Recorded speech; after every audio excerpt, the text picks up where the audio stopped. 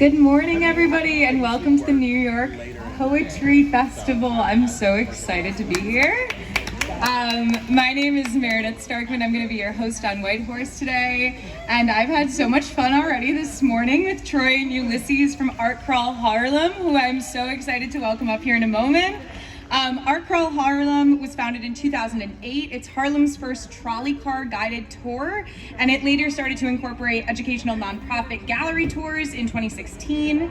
Art Crawl's mission is to support and promote Harlem's creative community and its historical legacy through dynamic arts, cultural programs, and educational initiatives. Art Crawl promotes the exposure of both professional and emerging visual, literary, and performance artists. Harlem art galleries and cultural institutions, and the aim is to elevate Harlem on the greatest metropolitan cultural map. I am so pleased to invite Troy up here. Before he comes up to MC the rest of their spot, I also want to let you know that they have a house on the island this summer, House 4B, and that they're hosting artists in residency and all kinds of really exciting programming. So give it up for Art Crawl Harlem! Yay!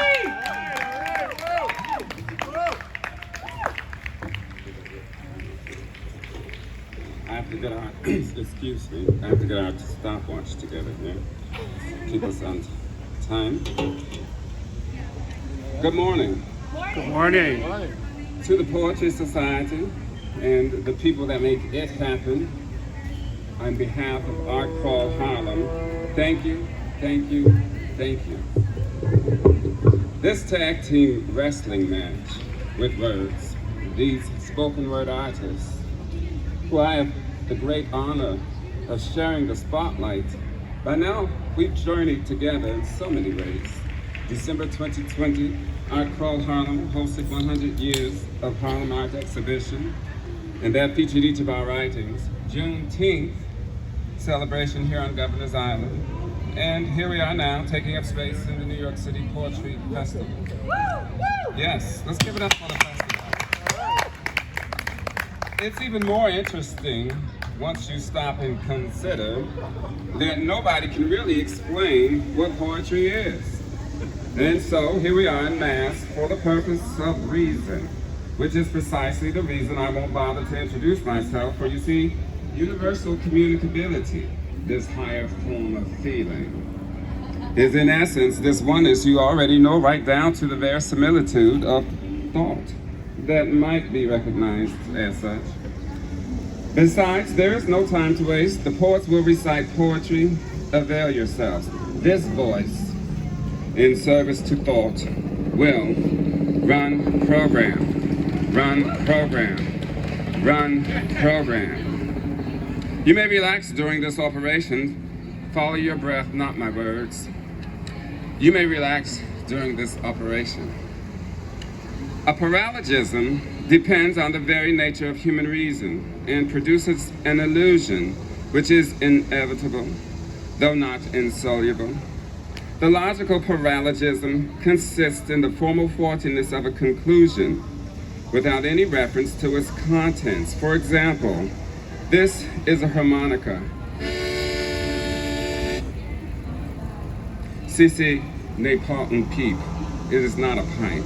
Anyone who calls the harmonica a pipe is committing a logical paralogism. But a transcendental paralogism arises from a transcendental cause, which drives us to a formally false conclusion. For example, I think. We now come to a concept or the judgment, I think. But first, please allow me to introduce you to Masad Qawashshabazz. Masad is a modern dance artist from Chicago. His love for dance and poetry began at the Chicago Academy for the Arts in 2007. He received his BFA in dance with a minor in psychology in 2015 from the University of the Arts in Philadelphia, and has been traveling, doing open mics and poetry summits in and out of New York City since relocating here in 2018. Masad's writings are based on the life, love, and mindset of a gay black artist living in today's society. Would you help me welcome Masad Qawashshabazz, who's a poet.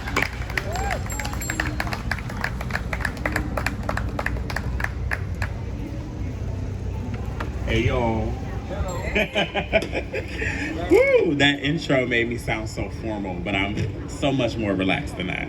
And since it's, it's a little morning, I thought we all love a little bit of aromatherapy, right? So this first one I wrote on a lovely little morning like today, and it's called I Lit. I lit candles, I lit herbs, I lit oils that burned and smoked to get me to understand.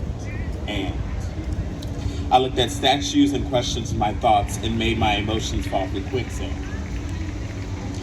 I still smell like I never saw you. I lit an essence of oils as they dripped down my neck. I lit music into my ears as I typed away the verbal essence of mine that glazed your thick skin. Watching your spirit light up as we watch the sky. I lit up a thought of the way you made me smile. Now why you do that, love? A few times before you have tested me. But so far I'm not good enough for you. I just sit here and breathe. I lit candles, I lit oils, and sage praying to never leave you. Or to feel a hand like yours that echoes the truth.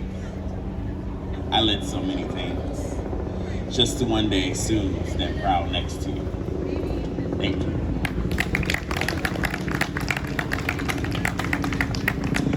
I have one more, and I'm sure we all love a good cocktail. I know it's a little early, but I start earlier than most. So this one is called Cocktails, not to be so literal, but the whole color wheel exists as I take every sip. Taking sips as the clock ticks and I ride the tip. The days are ending. However, I'll keep shaking. Counting ratios because your love has made me so creative. Would you like a taste? Or may I pour it into the depths of you and drink away? The way you make passion fruit so sweet like oranges. I drink when I need time to think. I drink when looking at you makes my knees speak. Yeah, all I see is the browns of the room that allow me to continue to shape more drinks of you. I prefer whiskey in the end. So I'll leave my lips on your glass till you ooze your cocktail all over and pass my lips again. Thank you again.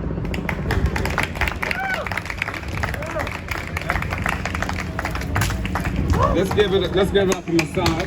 You said it's Qawashshabazz. Thank you. I think the pure psychology, thus representing the thinking substance as the principle of life in matter, that is, as soul, anima, and as the ground of animality, this substance, taken simply as the subject of the internal sense, gives us the concept of immateriality, which, as restricted by elements that form spirituality, gives us the concept of immortality. We can, however, use as the foundation of such a science, I think, nothing but the single and itself perfectly empty representation of the I, of which we cannot even say that it is a concept, but merely a consciousness that accompanies all concepts. Next, please allow me to introduce to you Carla Cherry. Carla Cherry is a teacher and poet from the Bronx. She has several dozen poems published in various publications and has written 5 books of poetry. Stardust and Skin in 2020. These Pearls Are Real in 2018. Honeysuckle Me in 2017. $30 in a Bowl of Soup 2017. And Gnat Feathers and Butterfly Wings in 2008. Carla Cherry's latest book is Stardust and Skin, which published by Bronx Bound Books. Please help me welcome to the podium, poet Carla Cherry.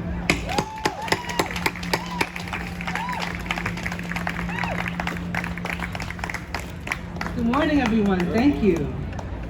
So I'm going to read a poem called Ode to Harlem, and it's dedicated to the memory of my father.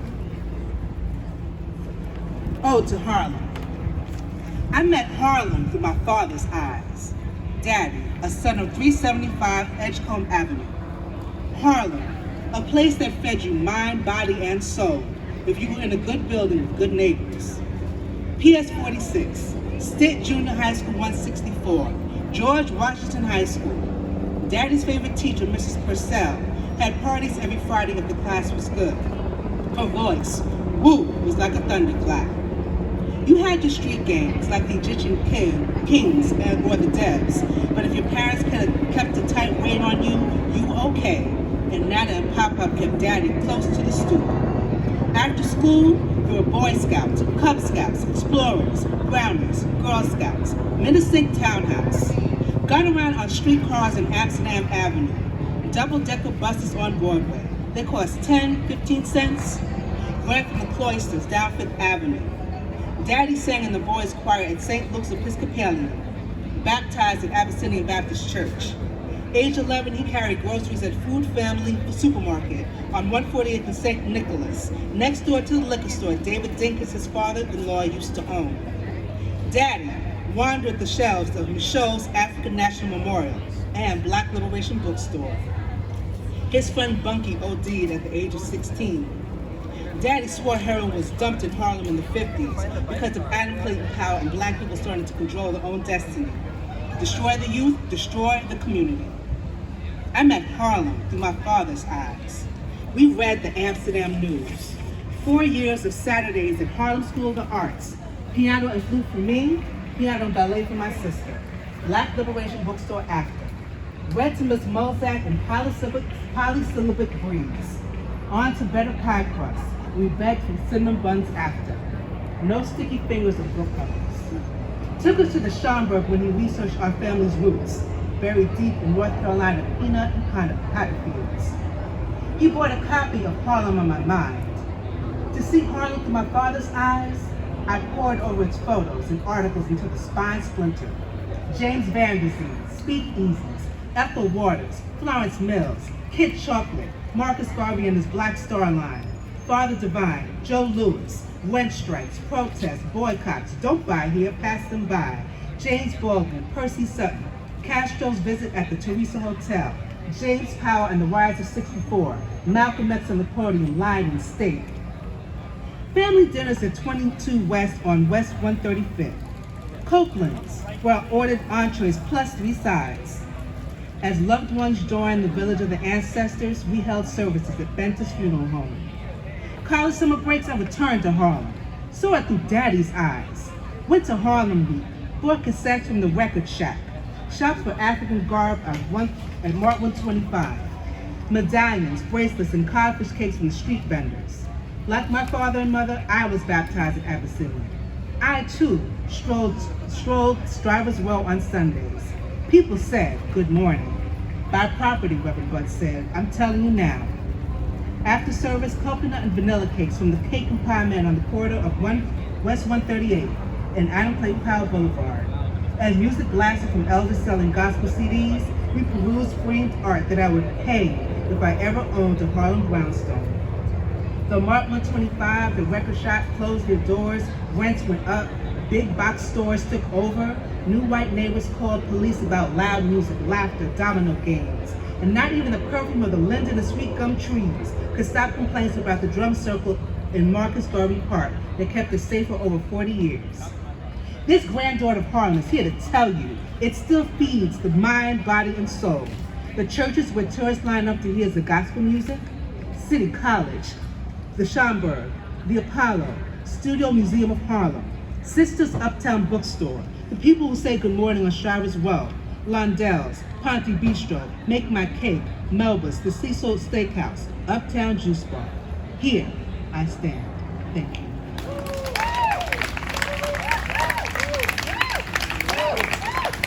Yes, sir. Thank you.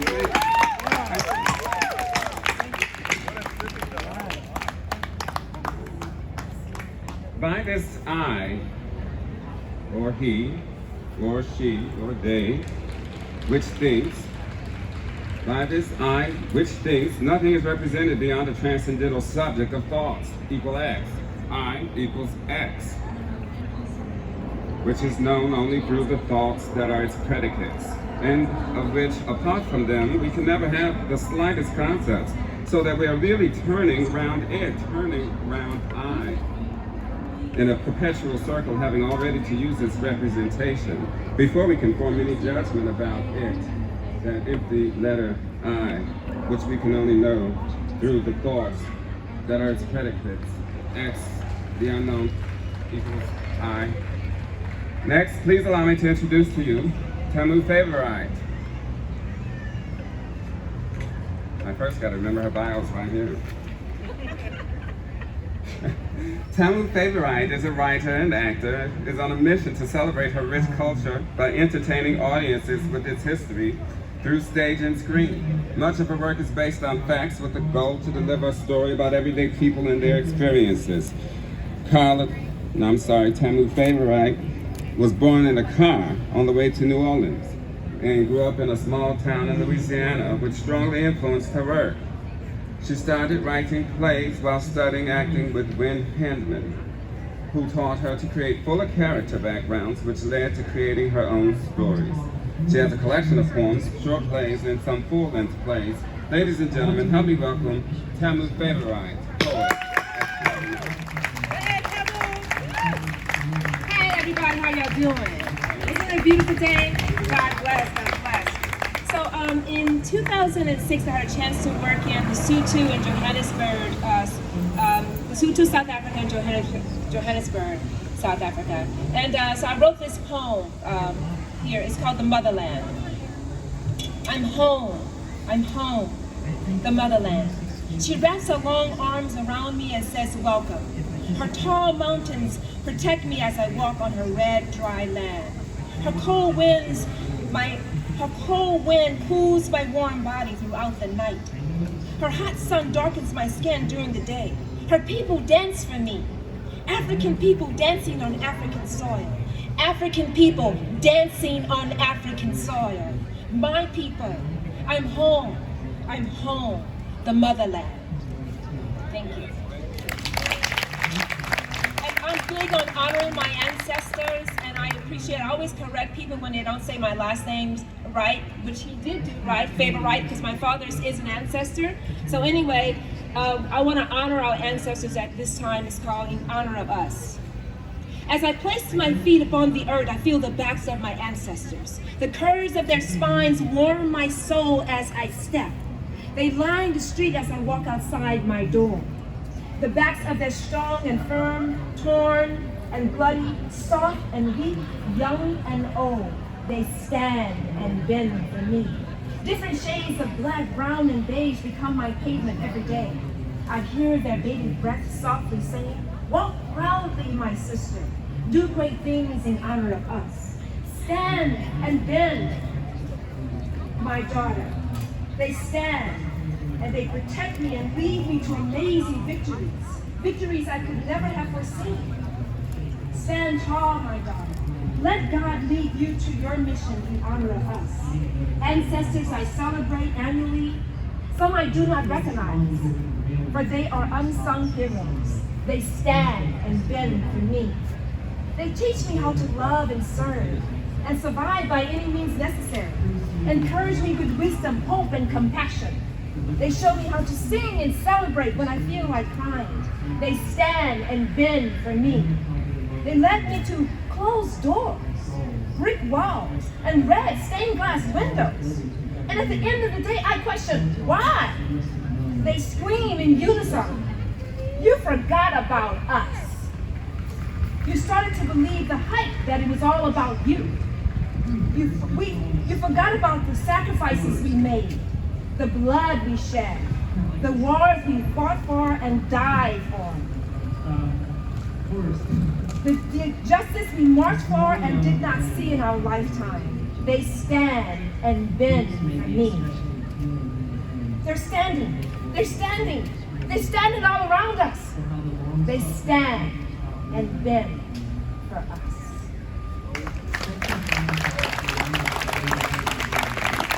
And this piece is called The Mother's Prize.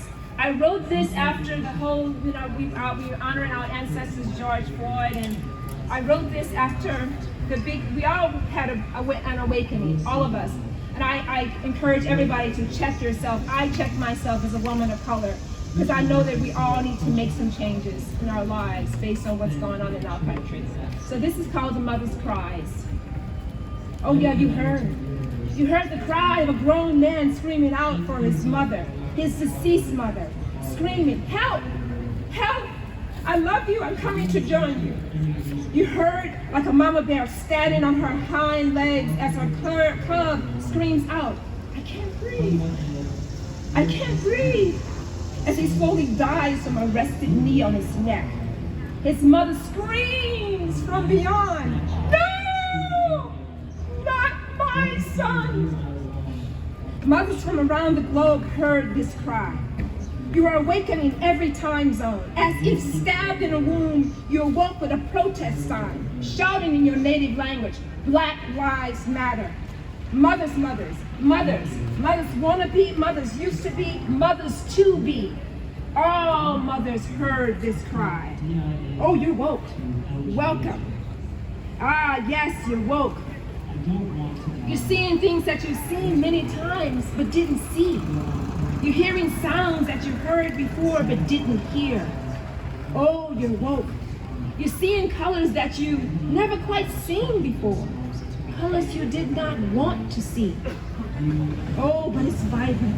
Like neon lights, brown, beige, and black. A little history to tighten your protest shoes. Black mothers have been screaming out for centuries. The cries of black mothers you're answering to. Oh, they're gathering, marching and marching and marching. Their tears can fill an ocean. You're hearing the mothers' cries. Mothers uniting whose sons and daughters have been brutally murdered senselessly. Stolen from the Motherland 1400s. No time to pack a bag. Forced labor 400 years. Property sold like cattle. Hanged from trees, strange fruit. Burned alive. It's only an animal. Beaten to death. 1/5 of a man. She's shot 6 times while sleeping in her own bed. It's a no-knock warrant. Shot while driving black. Black lives don't matter. Young men go out for Skittles, iced tea. How about a job? Very suspicious. You don't belong in this neighborhood. You don't belong. You don't belong. Unarmed father shot 7 times in the back in the presence of his young sons, paralyzed. Mothers cry! Their tears won't stop. They keep gathering. They keep marching and marching. Welcome to the mother's cries. Oh, you're marching. Your hands held high. You're taking a knee. You're seeing. Oh, you're hearing. You're woke. Welcome to the mother's cries.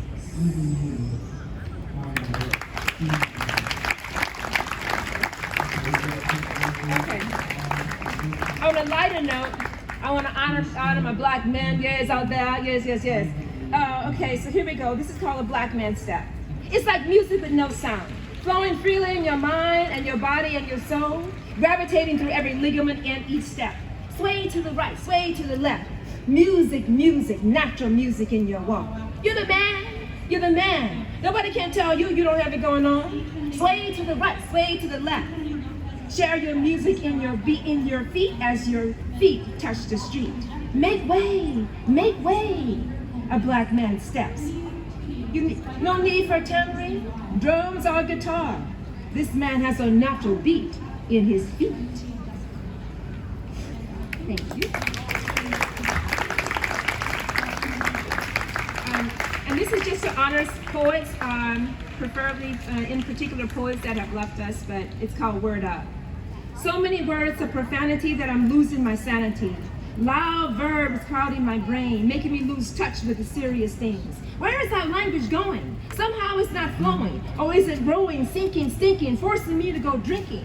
Where are the terms of love, power, gratitude, and latitude? Not in this hour. The new generation is here. Spitting words of anger, slanger, banger, bouncing to the beat, creating more heat. I know we got to step. I know we got to grow. But can I get some blazing respect for my peeps from long ago? Langston, Maya, Gwendolyn, Amira. Let's not have them fear. They laid the traps. Let's take them back. Words that make you stand up proud. Send chills through your crowd. Unfurling your purpose, lifting up our dreams. Trying to fight the blues, but sometimes you're gonna lose. Keep your head up. You're a genius child. Don't go down for a buck. Let the rivers run wild, with language expanding your brain. Mighty words that stand dry in the pouring rain. I know it's there. Your ancestors left it in the air. Reach up, make it your own. Go ahead, take it home. And has anybody out here been through some hard times? Anybody? Hard times? All right, hard times, hard times. Okay, so here we go. This is to celebrate when we have our hard times. Broke wrapped itself around my neck and wouldn't let go. Broke. It penetrated into my brain and drove me insane. Broke. My head is down low. My arms are long. I'm getting closer and closer to the ground. Broke. My shirt is worn. My pants are torn. The dreams of new thread is far, far gone. Broke. I see the ladies pass by all dressed up. I put my pride aside and give them my best jingling cup. Can you spare a dime? Broke. Everyone rushes off to work. I'm lurking closer to the dirt. Broke. I throw my hands in the air and wave it like I just don't care. I surrender. Broke.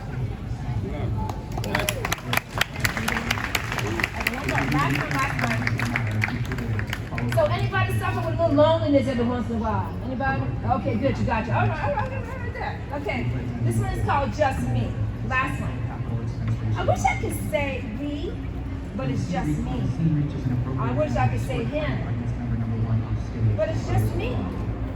I wish I could say us, even if we have a fight, but it's just me. It's such a lonely single word.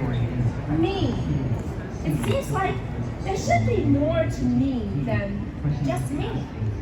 But here I stand, alone, but no one but me. Thank you, everybody. Ladies and gentlemen, let me applaud Tamu Favor one more time. Thank you.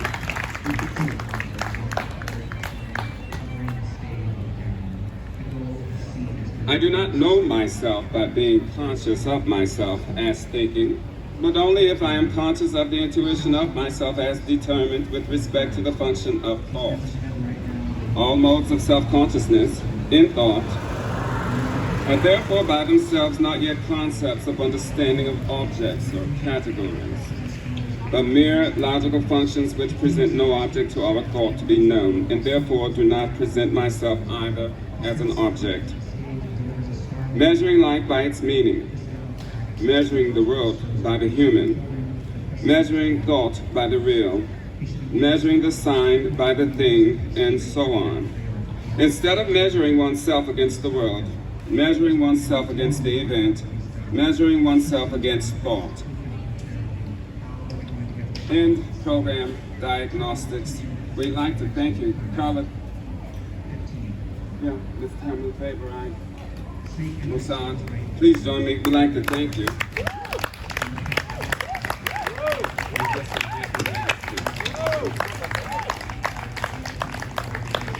On behalf of our Harlem, we'd like to say, roses are red and violets are blue, sugar is sweet and so are you.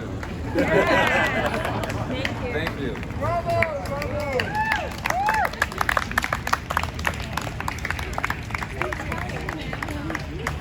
Meredith. I'm going to be introducing you guys. Here are all